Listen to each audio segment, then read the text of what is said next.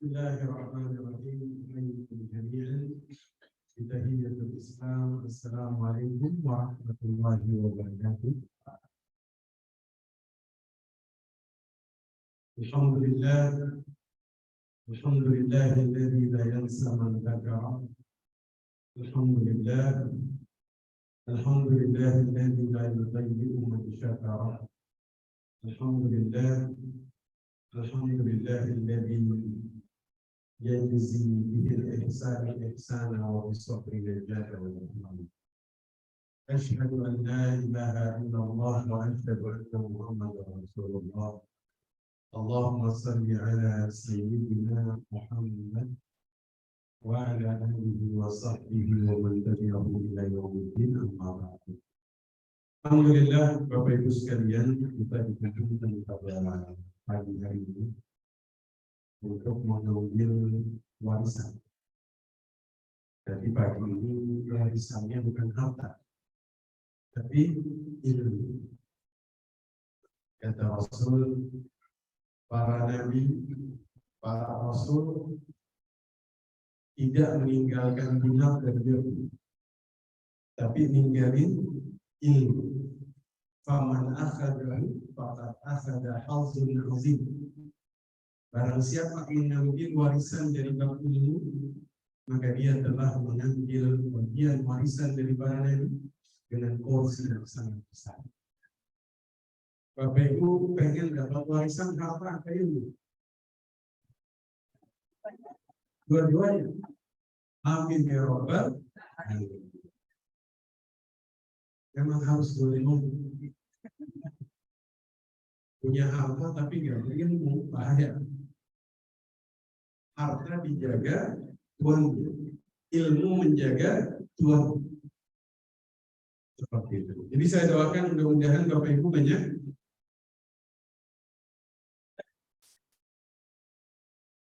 harta dan ilmu. Amin ya Rabbal alamin.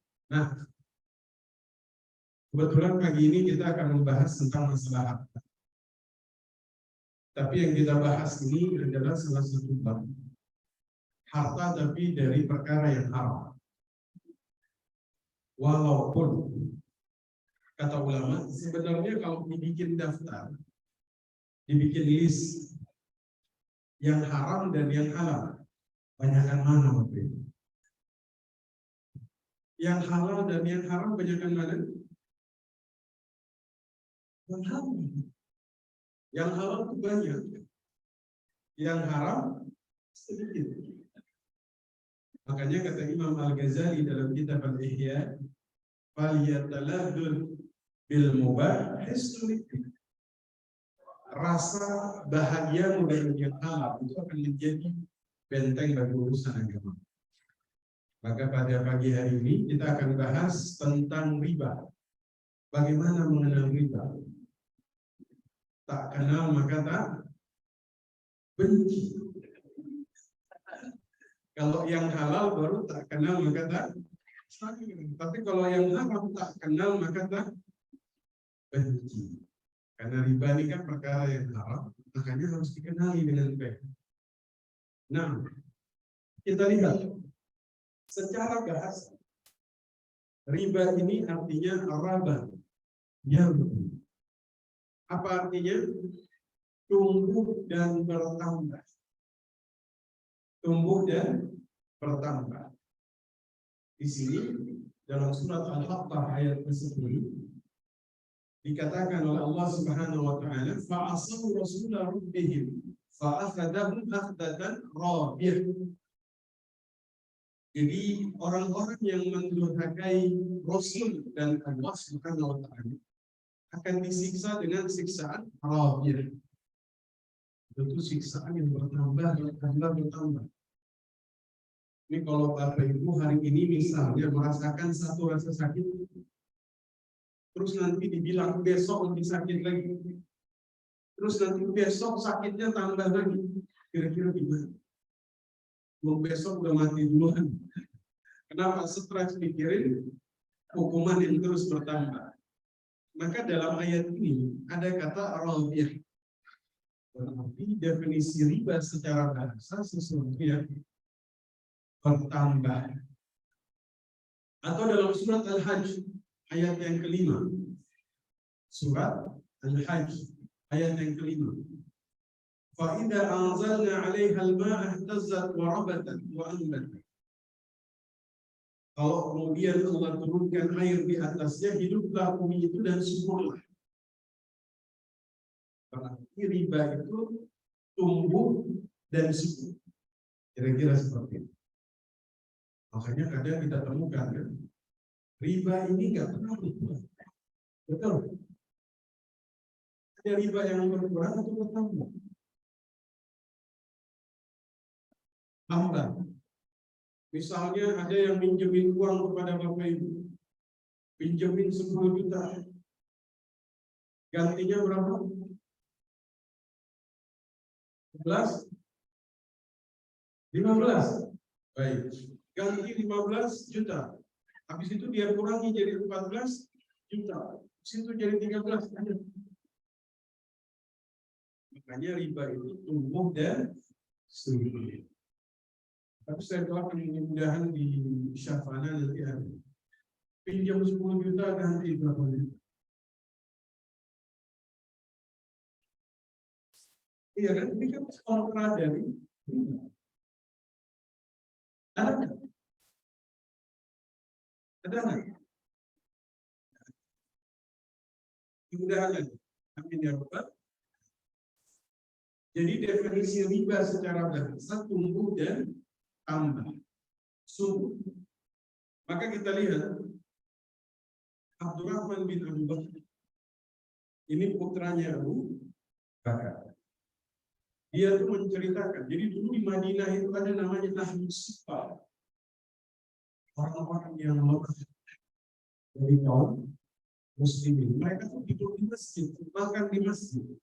Di antaranya Abu Hurairah. Jadi sahabatnya ada yang kaya, ada yang miskin. Begitupun para nabi. Ada yang kaya, ada yang kurang. Sahabat yang kaya siapa aja? Abdurrahman bin Auf, Sa'ad bin Abi Waqqas. Itu tembok rumahnya dari batu akik. Ada yang pakai batu akik di sini? Ada nggak? Yang paling kita kan pakai kalau ada yang 5 jari gitu. Tapi apakah di rumahnya itu temboknya dari batu akik? Saya rasa nggak ada. Sa'ad bin Abi Waqqas itu tembok rumahnya dari batu akik. Masya Allah. Kayaknya di seluruh Indonesia ini belum ada ya. Abdurrahman bin Auf meninggalnya itu dalam kitab Bidayah wa Nihayah dikatakan peninggalannya itu 6 triliun Bapak. Abdurrahman bin Auf 6 triliun 1.400 tahun yang lalu. Kalau saya bilang Bapak Ibu tahun 80 di Tangerang punya uang 10 miliar, gimana? Tahun 70 Bapak Ibu punya uang 100 miliar. Wow. Ya, benar. Ini gimana kalau 1.600 tahun yang lalu ada orang punya duit? Kita balik dulu. Ini agak melebar ya. Ini namanya tersesat di jalan yang benar. Kita balik lagi. Jadi ada namanya Ahlus Suffah. Abu Hurairah ini Ahlus Suffah. Abdurrahman bin Abu Bakar itu cerita. Suatu hari saya tuh makan dengan Nabi, makan di masjid bersama Ahlus Suffah. Apa yang kemudian dikatakan oleh Abdurrahman bin Abu Bakar? Kunna na'khudhu min luqmati illa raba min asfaliha akthar minha. Kita makan sama Nabi. Itu diambil gak habis-habis kayak ada yang tumbuh dari bawah. Berarti itu mereka makan tuh makanan itu udah habis-habis. Raba min asfaliha. Dia tuh tumbuh dan Masya Allah. Jangan dicoba di sini. Kalau di sini kita makan pasti habis. Kalau Nabi waktu saat itu kata Abdurrahman bin Abu Bakar itu nggak habis-habis. Sama kayak peristiwa Perang Khandaq. Ada sahabat masak kambing kecil niat panggil Rasul, Rasul panggil semuanya. Cukup. Karena ada Rasul. Salah satu mukjizatnya. Kalau ibu-ibu jangan dicoba, masak kambing panggil satu kampung. Pasti habis. Jadi riba itu artinya apa? Tumbuh, bertambah, subur. Ini secara definisi. Karena ternyata dulu itu mereka mengartikan riba, semua yang terlarang itu semua dikatakan riba. Semua yang haram itu dibilangnya riba. Contoh, Ibnu Abi Aufa, beliau mengatakan, an-najishu akilur riba qa'im. Orang yang melakukan najas, apa itu najas, Bapak Ibu?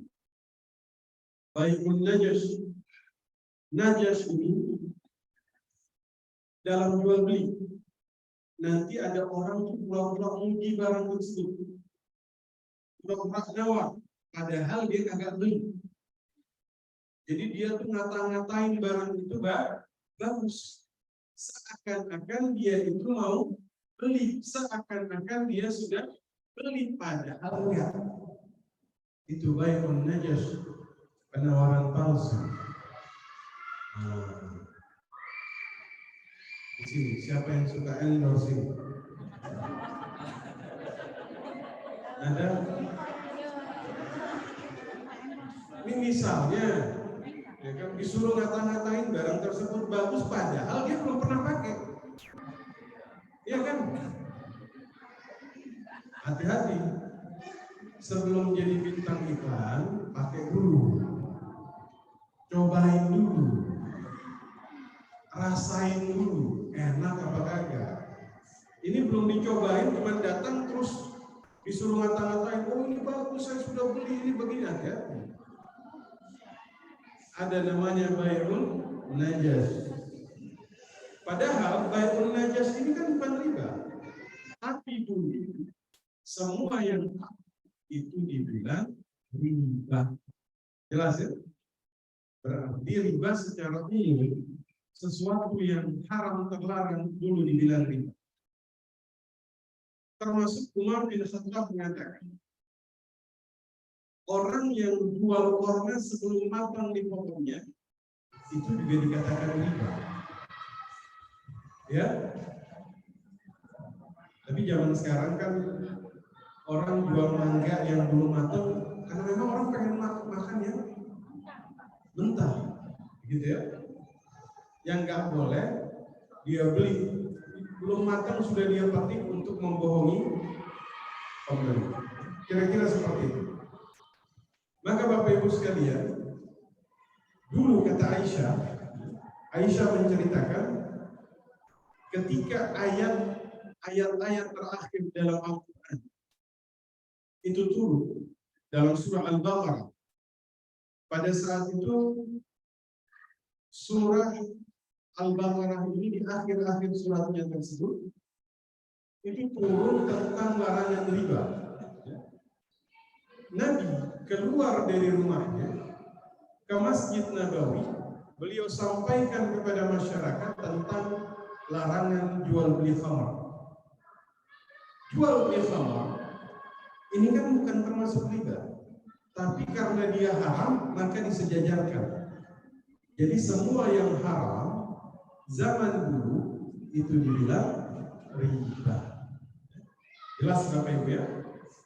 Nah kita lihat, riba ini memang cukup panjang. Pembahasannya ini cukup panjang. Hari ini kita kenali dulu. Kita kenali dulu, nanti insya Allah mudah-mudahan kita bisa mengenal. Nah, Allah itu tidak pernah mengharamkan, ini kata Imam Al-Mawardi. Imam Al-Mawardi ini hidup di zaman Daulah Abbasiyah. Imam Al-Mawardi seorang ulama Syafi'iyah. Beliau itu menulis kitab Al-Ahkam Sultaniyah. Beliau bilang apa? Allah tidak pernah menghalalkan dua perkara dalam syariat manapun. Apa itu? Riba zina. Tidak pernah dihalalkan dalam syariat manapun. Ya. Riba dan zina. Tapi memang secara sejarah yang pertama kali membawa riba di tengah bangsa Arab itu bangsa Yahudi. Bangsa Yahudi. Riba yang terjadi pada zaman itu adalah riba jahiliyah. Jahiliyah. Jahil. Riba yang terjadi dalam hutang piutang. Bapak Ibu pernah hutang? Siapa di sini yang pernah hutang? Kita semua pernah hutang kan? Siapa yang pernah menghutangi di sini? Pernah? Pernah? Baik. Saya tanya, kalau hutang sama sedekah, besaran mana pahalanya? Menghutangi seseorang. Kalau sedekah pahalanya 10 kali lipat. Kalau ngutangin orang 18 kali lipat. Kata Nabi, inna sadaqah bi asyari amsalihah. Kalau sedekah itu pahalanya 10 kali lipat. Amal qard, menghutangkan uang kepada orang lain 18 kali lipat. Masya Allah. Kalau menghutangin orang pahalanya besar, ini nanti kita temukan itu garis merah atau benang merah diharamkannya riba. Satu, pahalanya berapa? 18 kali lipat. Ya. Dua, man anzara mu'sira, barang siapa memberikan waktu tunda bagi orang yang berhutang, dapat pahala sebesar apa yang dia pinjamkan. Misalnya ada yang minjam 1 juta, ganti tanggal berapa? Ganti tanggal, hari ini tanggal berapa? Tanggal 3. Ternyata dia nggak bisa bayar. Terus Bapak Ibu bilang, udah nggak apa-apa, bayarnya tanggal 10 aja. Berarti Bapak Ibu dapat pahala tanggal 3, 4, 5, 6, 7, 8, 9, 10. 8 hari sedekah setiap hari sebesar 1 juta. Masya. Tiba-tiba tanggal 10 nggak bisa bayar. Bapak Ibu bilang, ya nggak apa-apa, nanti bayar tanggal 15. Berarti itu 1 juta dikali 2. Bapak Ibu dapat pahala 11, 12, 13, 14, 15. 5 hari Pak sedekah setiap hari 2 juta. Mau nggak? Mau? Kalau nggak bayar-bayar, misalnya orangnya nggak bisa bayar, nggak bayar-bayar, ingetin. Udah diingetin. Lagi terus nggak apa-apa. Dia ngilang. Menghilang. Diblokir. Apa pahalanya orang yang menghapus hutang? Nih, kalau menghapusin hutang, dosanya dihapus-hapusin oleh malaikat. Kata Nabi SAW, menghapuskan hutang itu sama seperti menghapus dosa sendiri. Ini kata Nabi SAW. Ada orang demennya ngapusin hutang. Di akhirat dosanya dihapuskan. Besar ya pahalanya. Besar. Maka dari itu dilarang.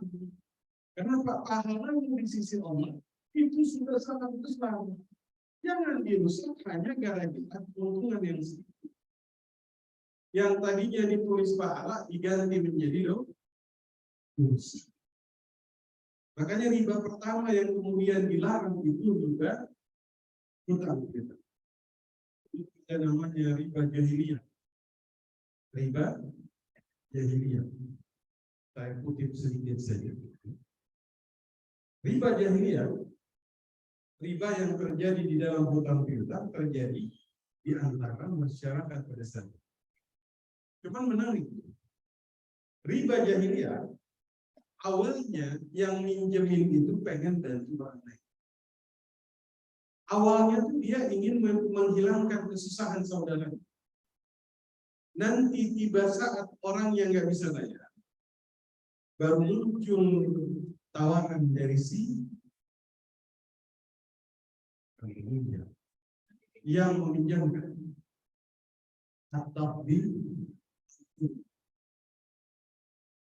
mau bayar sekarang, nggak pakai riba, atau minta tambah waktu, maka saya kasih tambahan. Jadi kalau orangnya bayar tepat waktu itu nggak ada ribanya. Tapi kalau orangnya minta tambahan waktu, maka ada tambahan. Jadi ini menarik. Riba jahiliyah. Jahiliyah ini kan kita paham. Maka qabla Islam, suatu keadaan sebelum datangnya baginda Rasul ya. Khamar ya iya, judi ya iya, zina ya iya. Artinya dalam situasi rusak seperti itu, mereka ngasih pinjam uang ke orang lain masih ada niat membantu. Nanti orang yang nggak bisa bayar baru dia kasih riba. Nah, berarti orang jahiliyah ini ribanya di mana? Di akhir kan? Di awal nggak ada. Di akhir baru ada. Nah, coba kita lihat riba zaman sekarang. Pinjam. Di awal ada nggak? Pinjam 1 juta dapat berapa? 800-200 ribu admin katanya. Nah, ini namanya riba di awal ini. Di tengah nggak bisa bayar, kena nggak? Kena. Di akhir nggak bisa bayar, kena nggak? Berarti riba zaman sekarang awal, tengah, akhir. Riba jahiliyah di akhir. Yang lebih jahil yang mana ini sebenarnya? Mungkin kalau orang jahiliyah lihat riba zaman sekarang mereka ini seharusnya istilah jahiliyah ini dipindahkan. Jadi riba yang kemudian dibawa oleh bangsa Yahudi awalnya itu di kota Madinah, Yathrib. Jadi awalnya itu riba ini dibawa ke kota Madinah. Jadi mereka kasih pinjam uang, nggak bisa bayar, kasih riba. Nggak bisa bayar, ambil jaminan. Nggak bisa bayar, istri atau anaknya jadi budak. Kehilangan rahmat. Kayak begini. Dan kasih sayang yang Allah turunkan dalam diri kita ini modal besar, kata baginda Nabi. Betul? Ma nuzi'at ahadun min rahmatin illa syarif. Tidaklah kalian Allah cabut satu perkara yang membuat kalian sengsara kecuali Allah cabut rahmat. Kalau ini dicabut Bapak Ibu kita celah. Orang ngasih riba, ini orang nggak punya belas kasihan. Setuju? Orang nggak punya belas kasihan. Nih, Nabi pernah bercerita tentang perempuan. Dulu ada seorang wanita, dia shahimah, dia qahimah, tapi dia fitnah. Dia rajin sholat, dia rajin puasa, tapi dia di neraka. Kenapa? Ada seekor kucing, dia ikat sajalat ahad tamata sampai kucing ini mati kelaparan.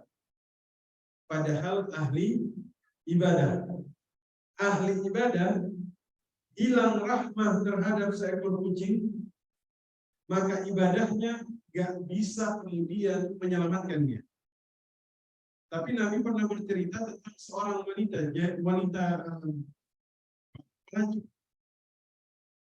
wanita pelacur, al-baghaya, min baghaya Bani Israel. Dia melihat seekor anjing berputar-putar di sebuah sumur, kehausan. Dia turun ke dalam sumur, dia ambil air dengan sepatunya, dia kasih minum anjing yang kehausan, dia masuk surga, kata Nabi. dapat hidayah dengan segala dosanya, masih ada rasa rahmahnya terhadap seekor hewan ini menjadi asbab dia dapat hidayah, dia menjadi wanita salehah, dia mati masuk surga. Bandingkan dengan yang satu. Apalagi orang yang kasih riba, hilang rahmah terhadap manusia, bukan hewan, bukan binatang, tapi kepada manusia. Apa jadinya? Bangsa Yahudi ini memang zaman dulu itu agak curang mereka. Yahudi itu agak sedikit curang. Kenapa? Dalam kitab Ushul Riba dikatakan, bagi Yahudi, riba sesama Yahudi haram hukumnya. Tapi kepada non-Yahudi boleh. Nah, inilah kontradiktif yang kemudian agak sedikit ironis. Kalau kita orang Islam beda. Riba ini haram kepada sesiapa. Bukan misalnya dia bukan muslim. Oh ini nggak apa-apa Ustaz, Anda kasih riba. Nggak apa-apa, bukan muslim. Nggak boleh. Bagi seorang muslim syariat ini berlaku global. Bagi muslim haram, kepada non-muslim juga haram kita kasih riba. Jadi nggak boleh kemudian dalam perkara muamalah kita itu berlaku tidak adil. Nabi pernah ngutang seekor onta sama seorang Yahudi. Waktu dia tagih, Nabi suruh bayar. Bahkan bayar dengan onta yang sesuai, tidak ketemu. Cari yang lebih bagus, ketemu, bayar. Karena Islam ini rahmatan lil alamin. Dia berlaku global. Jangan seperti orang Yahudi. Riba itu cuma haram bagi sesama Yahudi. Kepada non-Yahudi riba itu haram. Nah, saya itu tidak mulai ngomong terus ya, sampai kering mulutnya. Silakan ini dulu. Itu udah dibagi ya. Silakan.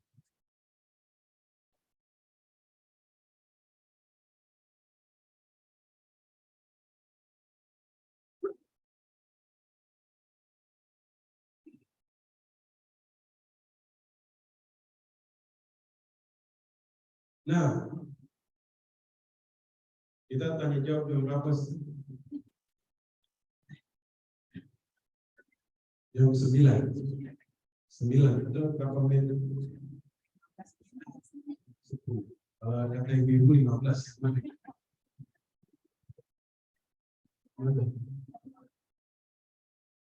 Oh ini kecepatan. Kalau nambah dalam hal ini nggak apa-apa, halal.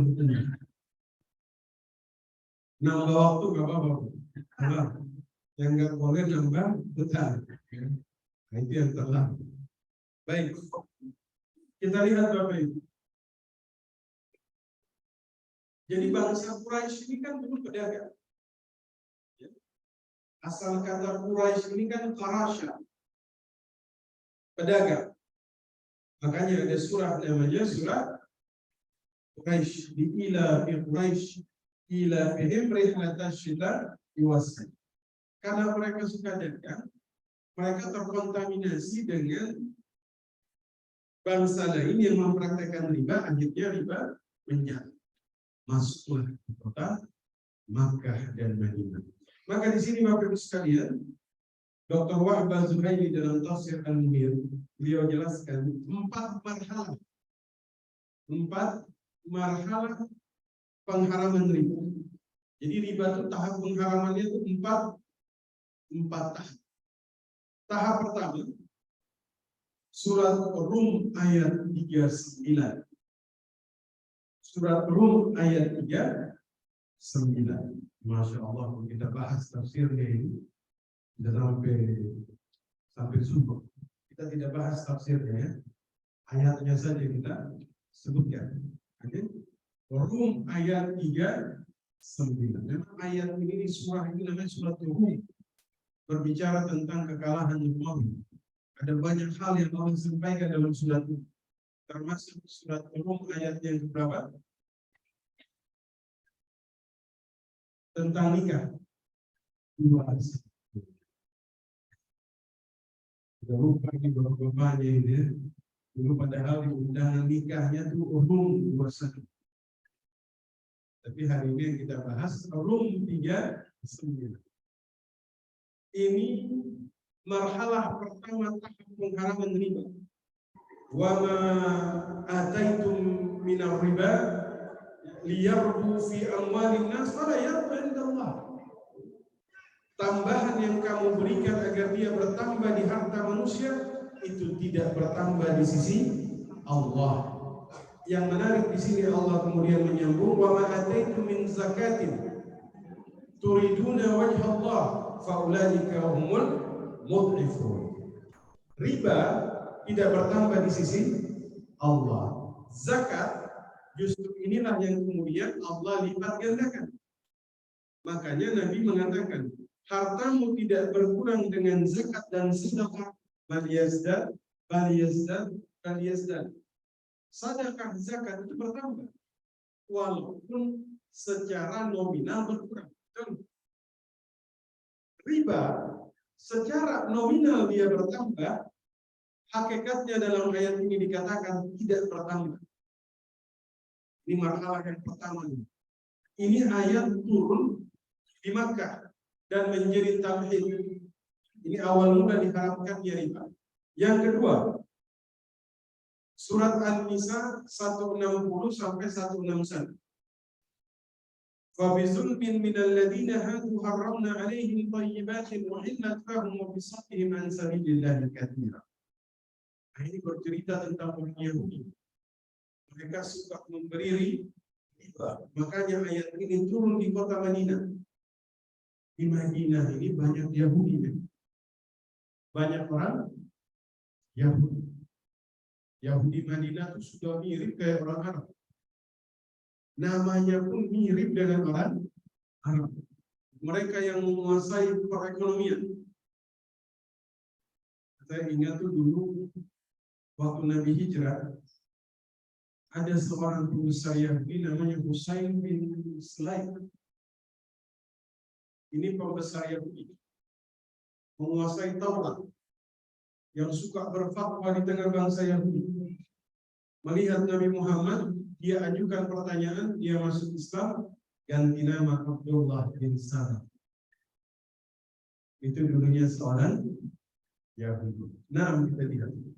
Ayat ini turun untuk menceritakan apa yang dilakukan oleh bangsa Yahudi di kota Madinah. Ini tahap kedua. Sekarang tahap ketiga. Al-Imran 130.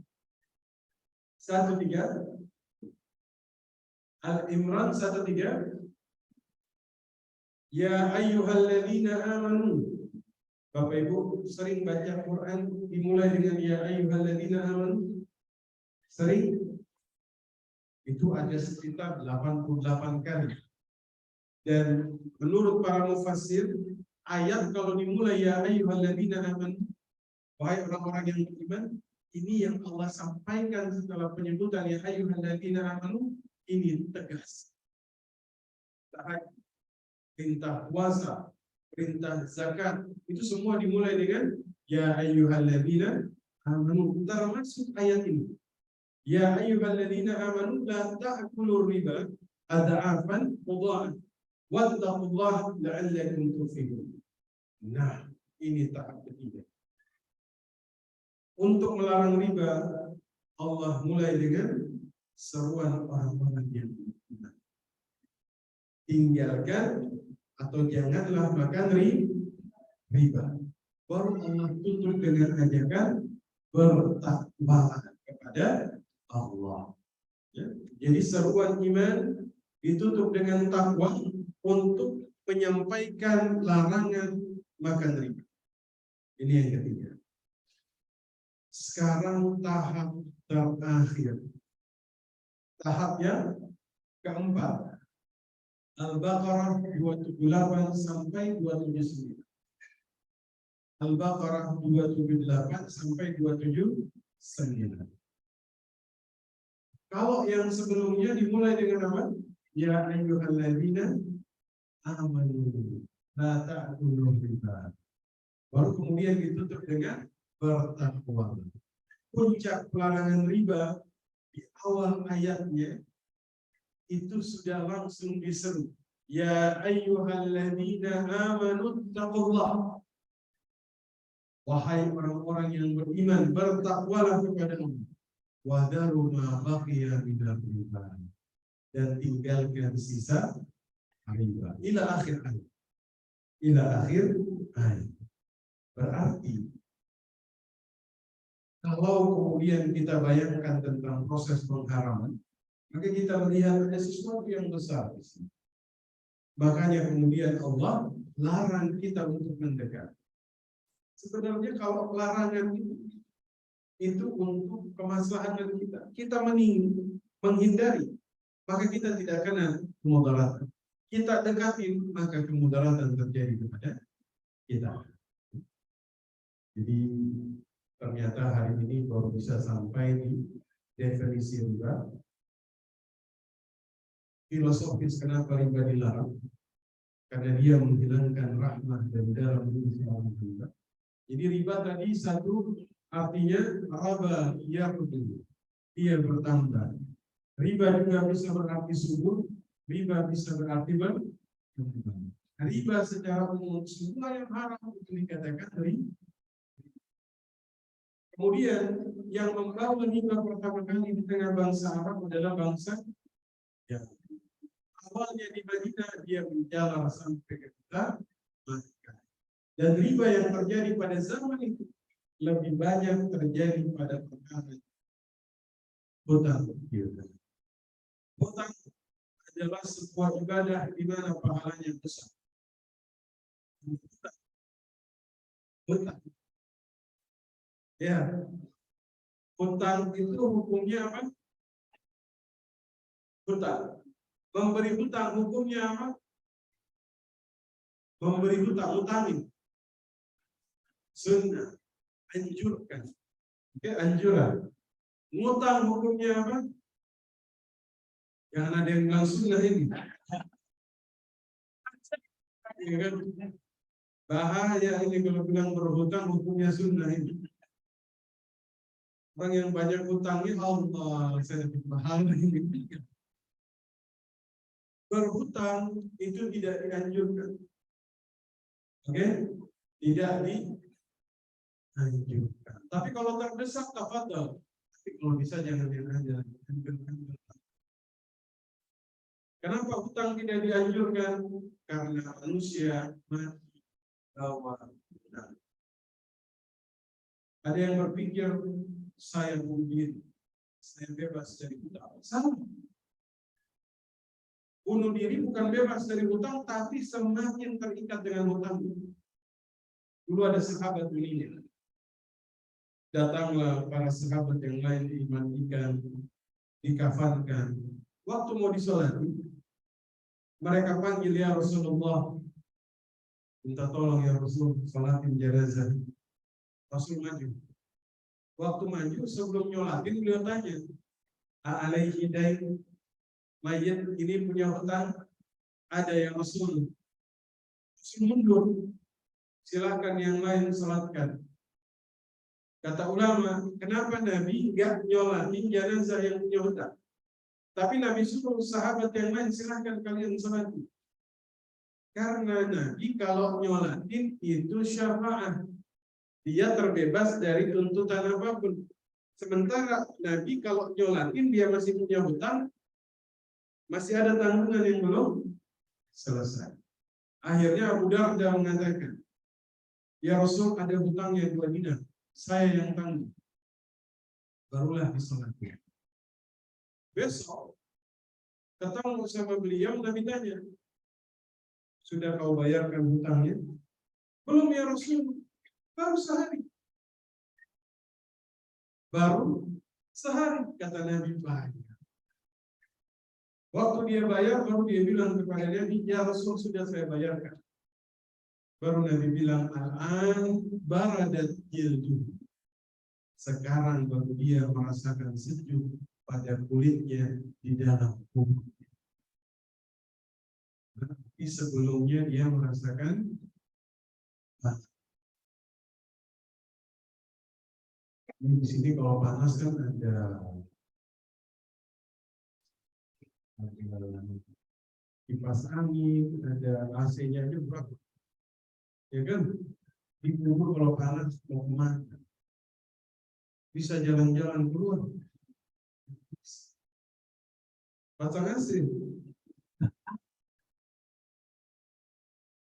Bahaya ini, yang punya utang belum lunas dia kasih request buat ahli waris nanti pasang AC di dalam. Kalau bisa yang 5 PK, karena hanya utang belum lunas. Mayit merasa panas di dalam tubuhnya jika hutangnya belum. Baik, ini kok jadi ke hutang gitu ya. Karena hutang merupakan bentuk salah satu bentuk. Saya kira hari ini kita mengenali riba, tapi sebenarnya masih kulitnya, Ustaz. Masih kulitnya. Insya Allah nanti dalam kesempatan yang lain kita pelajari lagi lebih dalam. Tafadhol Ustaz, jika ada yang ingin bertanya saya persilakan. Alhamdulillah, para jemaah yang dirahmati pada hari ini, demikianlah penjelasan detail tentang pengenalan riba. Jadi para jemaah yang bertanya, saatnya unek-unek tentang riba ini ditanyakan, biar tahu dan dibuat. Oke, baik. Saya buka pertanyaan untuk sementara 30 menit. Dua dari laki-laki, satu dari perempuan. Nanti akan dibuka sesuatu. Baik.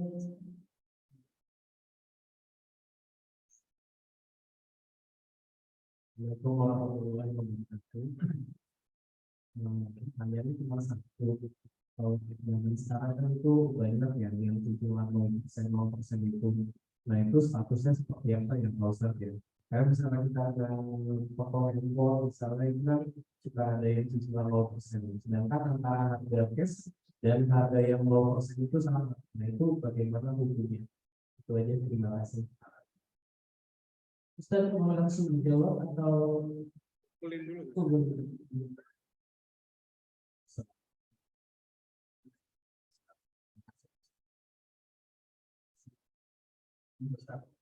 Kalau kami dengar penjelasan mengenai nas bukan yang lain riba itu kan nas kalau ya sudah pasti haram. Ulama kalau riba itu tapi apakah ulama kalau punya bank itu sebenarnya pertama itu, yang kedua kalau ulama ada yang mau mengharamkan jual barang itu, ada yang juga tidak menggunakan hanya begitu ya. Sehingga karena ini tidak memenuhi adanya bank-bank syariah yang dibangun untuk mengatasi yang katanya benar-benar adalah mengenai. Nah, tapi kalau kita temui sekarang, saya coba pernah membandingkan antara bunga bank dengan kelebihan yang diminta oleh bank syariah. Itu bahkan saya pernah ada yang bunga bank konvensional. Nah yang terbaru saya kemarin menemukan produk tabungan haji dari salah sebuah bank syariah.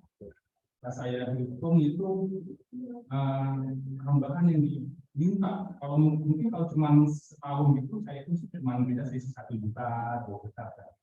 Tapi ini jangan sampai 5 tahun saya hitung sampai 50% gitu tambahan yang diminta. Jadi kalau misalkan kita untuk jabatan itu dengan nilai 5 juta untuk kuota haji kita, itu kita bayarnya cuma bisa sampai dengan sekitar hampir 50 juta kita masuk. Nah ini bagaimana? Ini kan katanya bangsa kita. Waalaikumsalam. satu lagi untuk jemaah perempuan. Oh baik, masih ada. Oh, Ini masih banyak. Silakan misalnya bisa pertanyaan walaupun ya ini sebenarnya hati saya ingin menolong, cuman di sisi lain saya secara finansial belum bisa. Waktu itu saya motor saya itu kan baru beli keluar BPKB-nya, terus saya itu kan nggak bisa motornya besar, terus diantri teman saya langsung dipotong saat BPKB-nya karena dia terlibat utang ya riba juga. Saya bingung mau nolong secara uang belum punya, terus BPKB saya dipaksa gitu.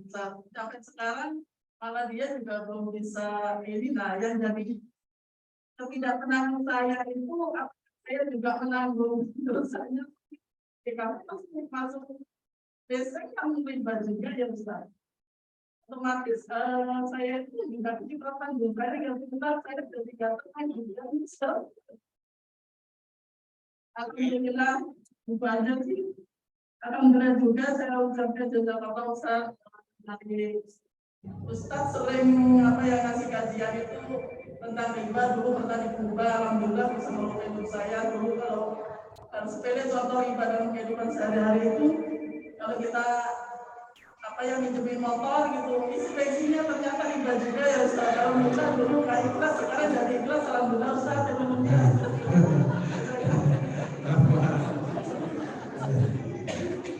Ini 3 pertanyaan ini nih dahsyat-dahsyat ya. Ya, 1. Jual beli cicilan. Boleh nggak dalam Islam jual beli kredit? Siapa yang sudah pernah melakukan jual beli kredit? Banyak ya? Jual beli kredit itu dalam Islam itu boleh. Di mana beda harga cash sama harga kredit. Cash 1 juta, kredit 1,2 juta. Kecuali ada yang jual cash 1 juta, kredit 1 juta. Orang lain. Ada nggak? Cash 1 juta, kredit 1 juta. Menurut saya sih doain, mudah-mudahan di Syafana ada yang dagang cash 1 juta, kredit 800 ribu. Amin. Tapi nanti jual beli kredit itu pembahasannya khusus ya. Ini jawaban cepat saja. Kalau misalnya jual beli secara cicil yang nggak ada tambahan ribanya, kurang lebih itu boleh. Kalau nggak ada tambahannya sama sekali. Harga cash sama harga kredit sama kan?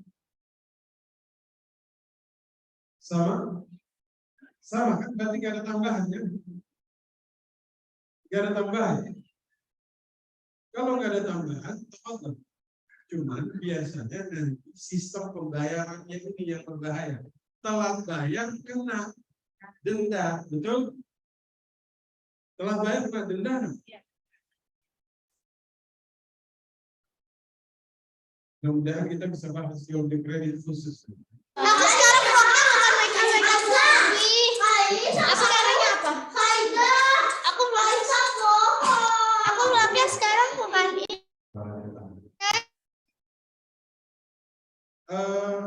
Bank syariah dengan bank konvensional. Fawaidul bunuk. Bunga bank. Di Mesir itu ada ulama yang mengharamkan, ada yang tidak. Ulama terbagi menjadi 2. Yang jelas ribanya haram, cuma nanti bentuknya ini. Bunga ini haram atau di. Nah sekarang kita lihat tentang bank syariah itu sendiri. Bank syariah ini kan pakai akad. Akad itu kontrak. Contoh begini. Mereka pakai akad murabahah. Jual beli. Allah mengharamkan riba, menghalalkan jual beli. Zina haram. Jalan keluarnya nikah. Makhraj syar'i. Bunga atau riba haram. Jalan keluarnya jual beli. Contoh. Saya mau pinjam uang dari ibu. Bu, saya pinjam uang 10 juta. Baik Ustaz, ganti 12 juta. Riba atau tidak? Bagaimana bentuknya agar kemudian keluar dari riba? Maka dirubah jadi jual beli. Oh, saya pinjam 10 juta dong. Baik Ustaz, buat apa? Saya mau beli motor. Boleh, motor apa? Motor kancil misalnya. Kalau mau bilang merek. Atau Honda. Saya mau beli motor kancil. Oh baik Ustaz, tahun berapa? 2022. Harganya berapa Ustaz? 10 juta. Oh baik. Gimana kalau kita merubah Ustaz? Oh gimana bentuknya ini? Saya beli dulu itu 10 juta, saya jual ke Ustaz 12 juta. Bayarnya cicil. Boleh atau tidak? Boleh. Yang satu langsung to the point tapi halal. Ini kayak jalan motong tapi banyak buayanya. Yang satu agak mudah tapi aman. Gak kenal aja.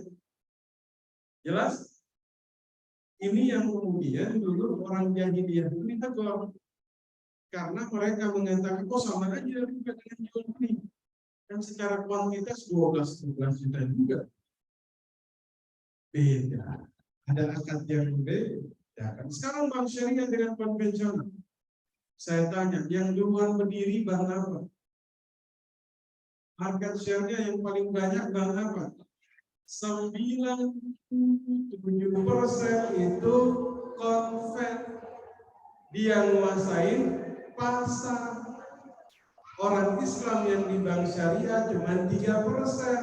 Itulah kenapa biaya operasionalnya mahal. Kalau orang Islam semua sudah kemudian pindah ke syariah, insya Allah lebih murah Pak. Kita doain. Amin ya Rabbal alamin. Jadi istilahnya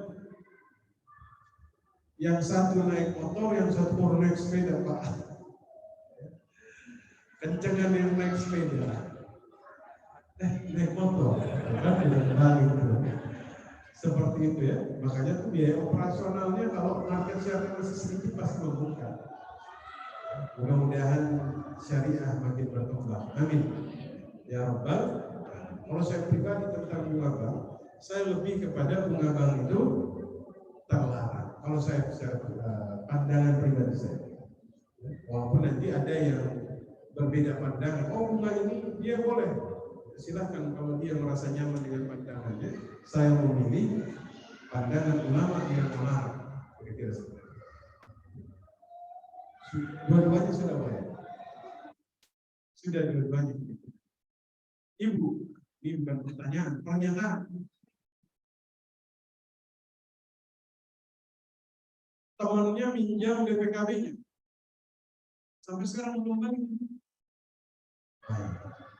Sebenarnya kalau dia minjam BPKB, minjam doang, memang ada kaidah as-sababu kal fa'il. Seseorang yang menyebabkan terjadinya satu perkara, maka dia hukumnya seperti pelaku. Kira-kira seperti itu kan? Makanya ada amal jariah. Dia dapat pahala karena dia jadi asbab kebaikan. Dia minjem BPKB buat apa ini? Masuk leasing. Masuk pesantren. Masuk sekolah ya. Bukan pesantren, masuk sekolah. Di sekolahin. Kalau masuk pesantren berarti pegadaian syariah. Ini masuk sekolahan ya. Gadai. Boleh nggak bergadai? Gadai boleh nggak? Boleh. Dalam Al-Quran ada surah yang berbicara tentang gadai. Al-Baqarah 82. Cuma nanti gadai yang seperti apa yang tidak mengandung riba. Saya doakan mudah-mudahan BPKB-nya cepat kembali.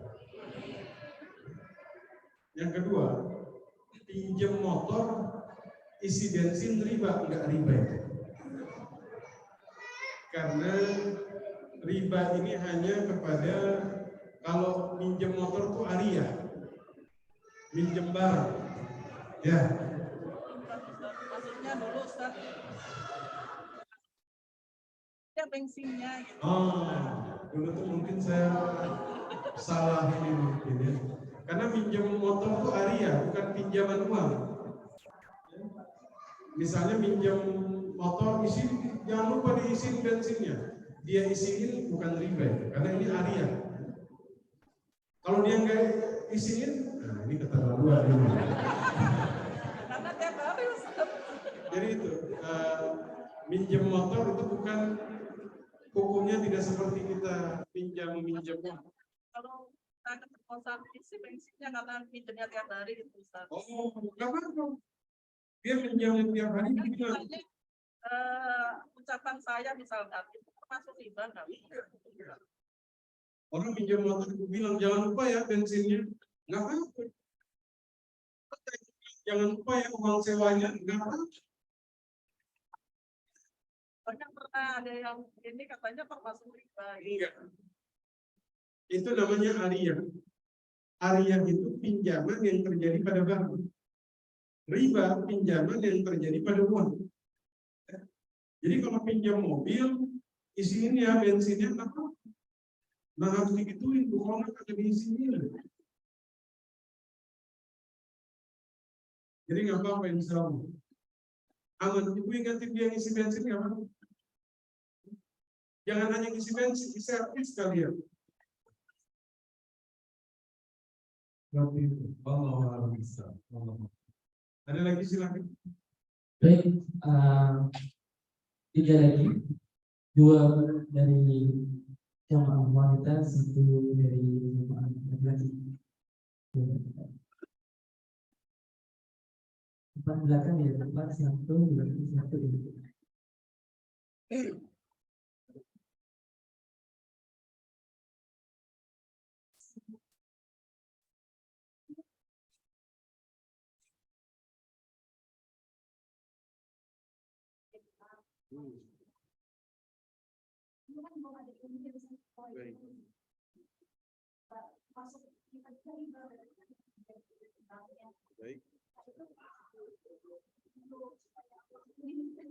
Baik. Waalaikumsalam. Oh, silakan.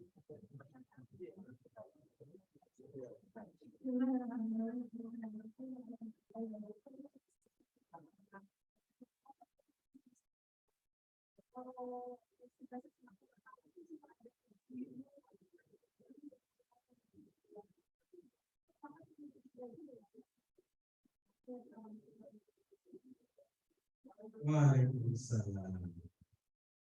Baik, saya jawab dulu. Kerja di bank belasan tahun, dulu belum ada ilmu. Sekarang ingin bertaubat. Dalam Al-Quran Allah katakan, "Faman ja'ahu mau'izatun min rabbih fantah, falahu ma salaf." Kalau datang berita dari Tuhannya tentang keharaman riba, berhenti. Maka yang dulu dimaafkan. Yang sudah dimakan itu menjadi miliknya. Ini kemurahan Allah bagi orang yang bertaubat. Jadi ibu cukup bertaubat saja. Yang dulu belasan tahun itu jadi miliknya. Karena dulu belum tahu. Bukan Ustaz saya jual, enggak. Falahu ma salaf. Bagimu apa yang sudah kamu makan itu jadi miliknya. Yang penting kamu berhenti dan bertaubat. Sudah. Allah itu sangat pemurah bagi yang bertaubat. Khalid bin Walid masuk Islam. Ada syaratnya. Masyarakat, apa syaratnya? Dosaku diampuni semuanya. Afala ta'lamu anna al-Islam yajibu ma qabla. Kamu enggak tahu Islam itu menghapus semua kesalahan yang bahkan diganti dengan pahala karena engkau menjadi seorang. Maka ibu cukup bertaubat. Mudah-mudahan Allah dengan taubatan yang sebenarnya. Yang kedua, admin. Admin ini riba atau tidak? Kalau adminnya ini untuk mengelabui, riba. Kenapa? Karena ada modus ribanya itu dimasukkan ke dalam admin. Dikatakan dalam kaidah, la yughayyirul uqud bil ism.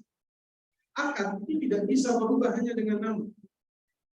Kalau misalnya akadnya ini dia pakai akad syariah, tapi pelaksanaannya itu mirip riba, penamaan nggak merubah status, tetap terlarang. Kalau misalnya nama hanya pengelabuan, begitupun dipakai nama admin, tapi hakikatnya itu riba di apa?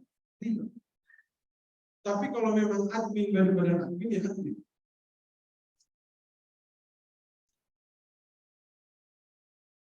Saya ingatkan airnya sudah habis, berarti kajian sudah habis berakhir. Satu lagi Ustaz. Jadi airnya jangan ditambah. Nah, kajian itu kalau air habis, bercanda. Silakan. Assalamualaikum warahmatullahi wabarakatuh. Waalaikumsalam. Apa Ustaz, izin bertanya, ketika ada seseorang yang meninggalkan harta waris, tapi harta waris itu bercampur dengan harta riba, maka bagaimana harta waris tersebut untuk ahli warisnya, apakah boleh diambil atau tidak? Dia ninggalin warisan bercampur dengan harta riba. Apakah harta tersebut boleh diambil atau tidak? Ini maksudnya. Harta haram ini ada beberapa jenis. Ada harta haram yang dilakukan dengan saling riba. Contoh, penipuan. Ini tidak saling riba. Menipu, menzalimi, ini tidak saling riba. Taubatnya baru sempurna kalau harta itu dikembalikan. Ada harta haram yang dilakukan saling riba. Judi, riba, maisir, gharar, dan lain-lain. Cara bertaubatnya cukup dia bertaubat kepada Allah Subhanahu wa taala, dulu dia nggak tahu hukumnya. Sekarang hartanya bercampur dengan riba, biasanya dilihat lebih dominan yang mana? Yang halalnya kah atau yang riba? Kalau misalnya dia yakin bahwa ini harta berasal dari harta riba, bisa kemudian dia keluarkan untuk kemudian menyempurnakan taubat, atau dia berbuat seperti itu agar kemudian misalnya orang tuanya Allah ampuni dosanya, dia keluarkan untuk fakir miskin, ya, karena harta riba ini kalau ditahan fakir miskin itu boleh, ya, untuk kemudian kita kasih. Tafadhal, ini ikhtiyar, dia lebih berhati-hati, bisa seperti itu. Dia coba untuk kemudian membagi yang haram yang mana dia keluarkan, kasih ke fakir miskin. Nah, ini saya kira lebih tindakan yang lebih berhati-hati.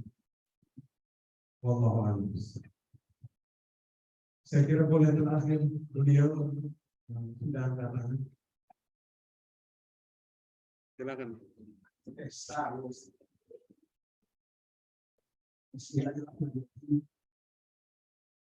Saya melihat Pak Ustaz dalam Quran surat Al-Baqarah ayat 270. Baik. Yang maknanya bagi orang-orang yang memakan riba, dia tidak dapat berdiri dan kemasukan setan seperti orang gila, karena orang itu mengatakan ahallallahu al-bai'a wa harrama riba. Yang ingin saya tanyakan, hukumannya itu di dunia apa tidak? Terima kasih. Al-Baqarah 275. La yaqumuna illa kama yaqumu alladhi yatakhabbathu syaitanu minal mas. Seperti berdirinya orang gila yang kemasukan syaitan, pemakan riba yang tidak bertaubat. Di mana kira-kira? Tapi kita lihat orang gila. Pernah macam mana cara jalan? Kadang di kiri, kadang di kanan. Gimana kalau orang gila itu kemasukan syaitan?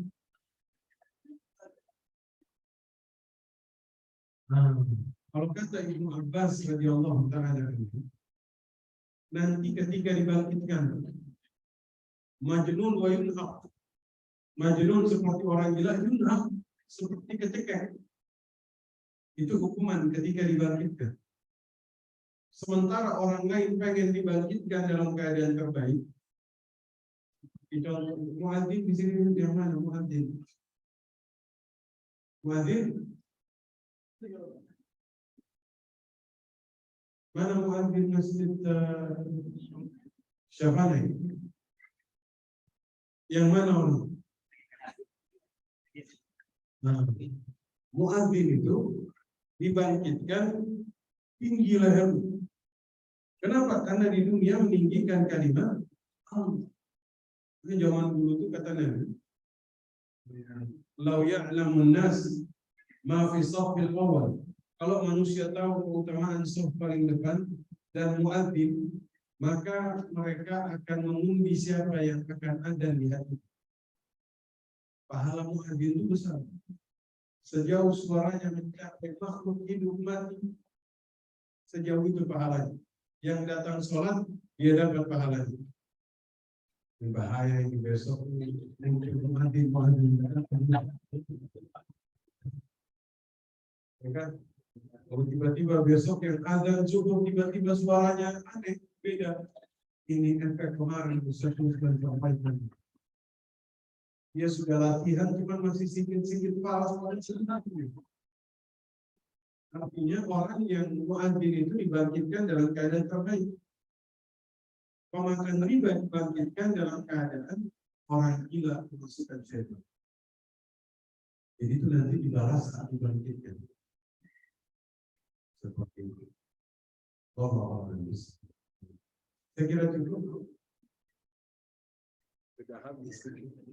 Ayatnya sudah selesai.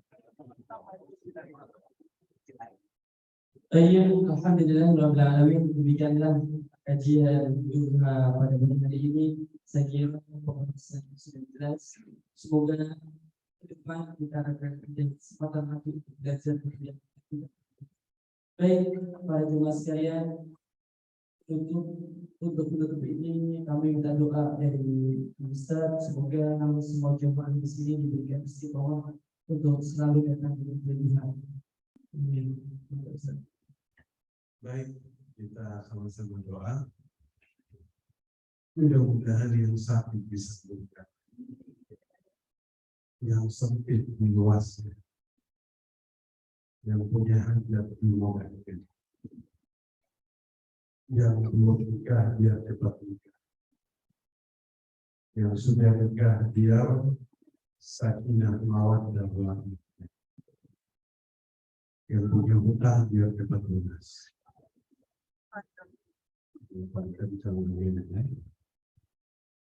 Sama-sama kita berdoa. Bismillahirrahmanirrahim. Bismillahirrahmanirrahim. La yasiru Allah. Bismillahirrahmanirrahim. Bismillahirrahmanirrahim. Kana min rahmatil Allah. Bismillahirrahmanirrahim. Bismillahirrahmanirrahim. Wa la hawla wa la quwwata illa billahil aliyyil azim. Allahumma inna nas'aluka fi'la khairat wa tarka al-munkarat.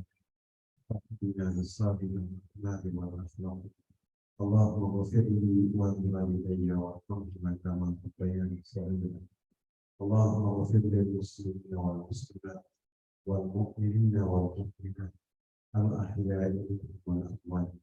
Allahumma inna nas'aluka ilman nafi'an wa amalan salihan wa khairan kathiran wa syarran ba'idan bi rahmatika ya arhamar rahimin.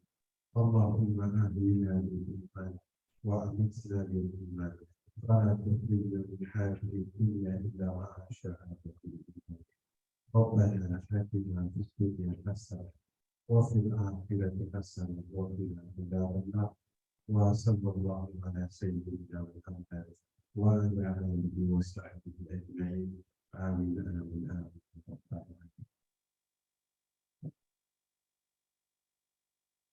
Sekali lagi syukur Ustaz.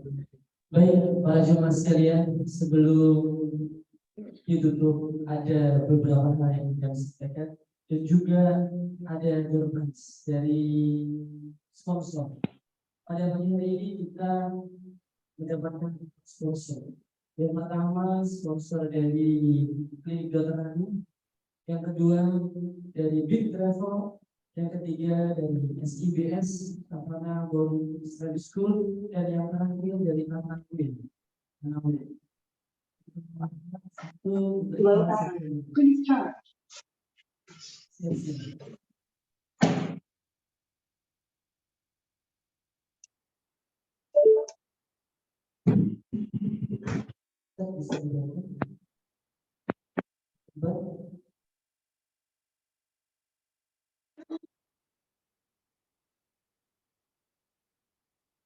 dari jamaah nanti yang dituju mohon maju ke depan ya. Di depan untuk doa Ustaz. Ustaz, mohon maaf Ustaz, boleh memberikan pertanyaan yang simpel saja untuk para jemaah. Baik. Allah.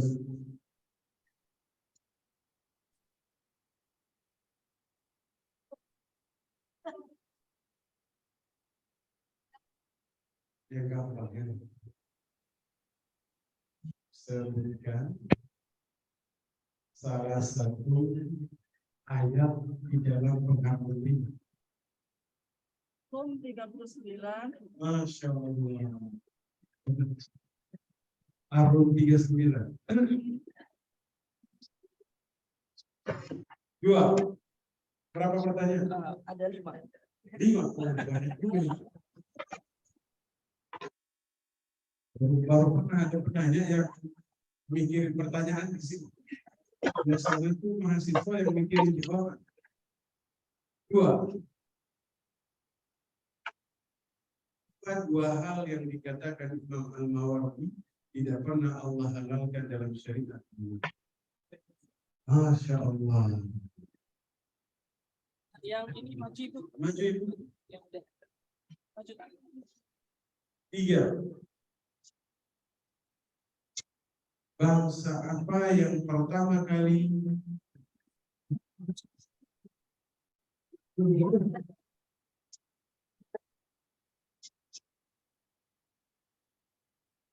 gimana kalau ternyata pertanyaannya beda?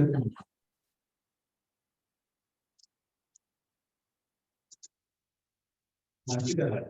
Karena beliau yang angkat tangan duluan, silakan. Benar, saya mau nanya. Siapa bangsa yang pertama bawa riba ke dalam bangsa? Sekarang yang sebutkan salah satu jenis riba yang dilarang. Ya, itu mudah. Silakan. Bukan, beliau yang pakai Maju batik. batik. Baik. Terakhir.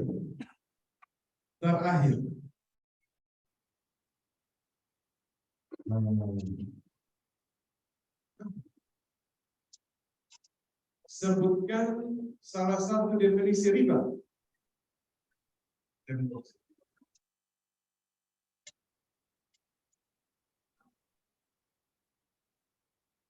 Baik. Silakan. Tadi tanya mau adik, beliau nggak angkat tangan. Pertanyaan langsung. Silakan.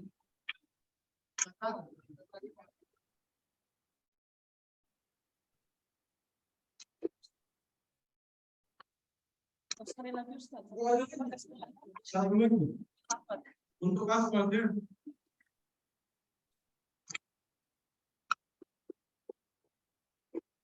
Wah.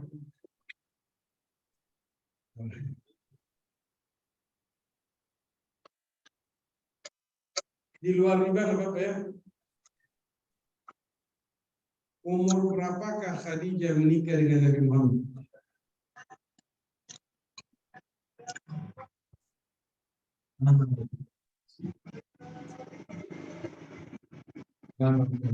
Silakan Ibu. Ini baru ini pertanyaannya benar ini. Pasti banyak. Oh 7. Satu lagi. Ini buat Ahmad tapi Banyak kan akhwat.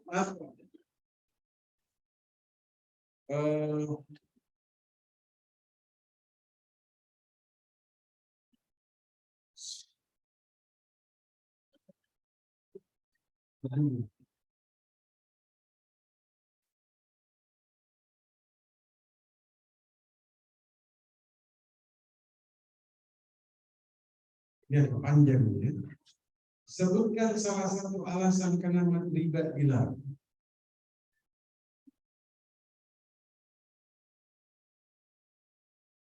Masya Allah. Sudah habis kan? Pertanyaan saya pun sudah habis. Masya Allah. Silakan.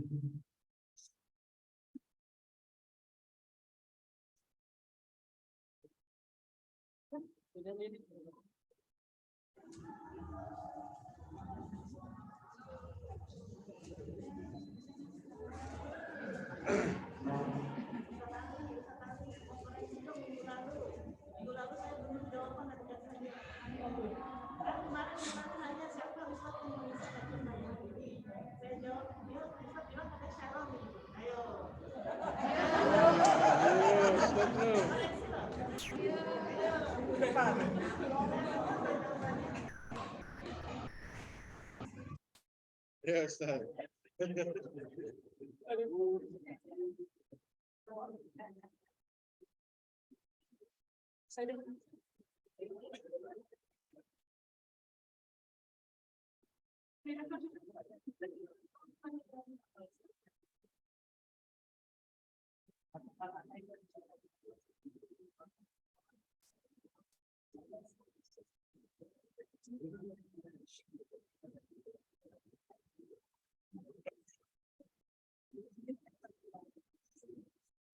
Baik, terima kasih Al-Ustaz sudah memberikan pertanyaan. Tadi saya sempat diprotes. Maaf ya Bunda. Baik, Ustaz Saidah, ayah Bunda sekalian, demikianlah kajian bersama pada hari ini. Sekali lagi terima kasih untuk kedatangannya, terima kasih untuk para sponsor yang telah memberikan hal-hal yang menarik di dalam kajian hari ini. Terima kasih banyak sudah memberikan sepeda ayat Bunda sekalian para sponsor. Mari kita tutup kajian bersama pada bagian ini. Terima